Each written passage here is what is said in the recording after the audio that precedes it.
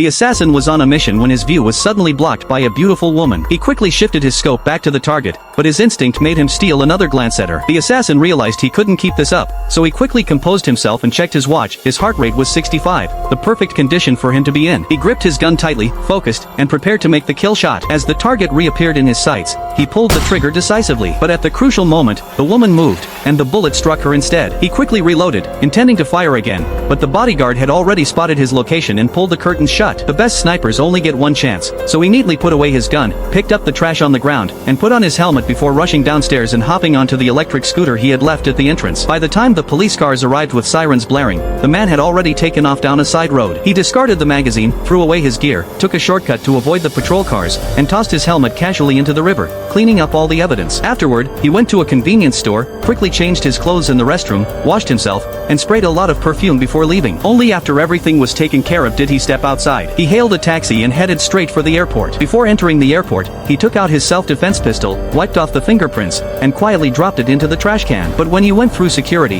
he noticed a police dog staring at him. Although he had already cleaned off his scent, he didn't dare to gamble with a dog's nose. So he decisively gave up that flight, turned around, and went into the restroom to thoroughly wipe his skin again, even cleaning the sink where he had been. As a killer, he knew that details meant life or death, so he was never careless. He then bought another flight home. Even on the plane, he didn't let his guard down. He kept an eye on his surroundings and noticed a man in sunglasses who seemed to be watching him. So as soon as he got off the plane, he used another fake identity to arrange a connecting flight. Coincidentally, the man in sunglasses also arranged a connecting flight. The assassin's alarm bells went off. He didn't want to take any chances, so he immediately rescheduled his flight to the next morning. That night, he ordered a meal in his hotel room. Only after making sure it was the waiter did he cautiously allow the food cart to be brought into his room. But he wasn't really hungry. He needed some weapons. He placed a glass on the doorknob and positioned a plate close to the door. This way, if the door was pushed open, the glass would fall onto the plate and make a noise. Then he picked up a dinner knife, sat down on a chair, and turned off the light. Fortunately, nothing happened that night, and the man in sunglasses didn't show up again. The assassin felt relieved and boarded the plane to go home. On the drive back home,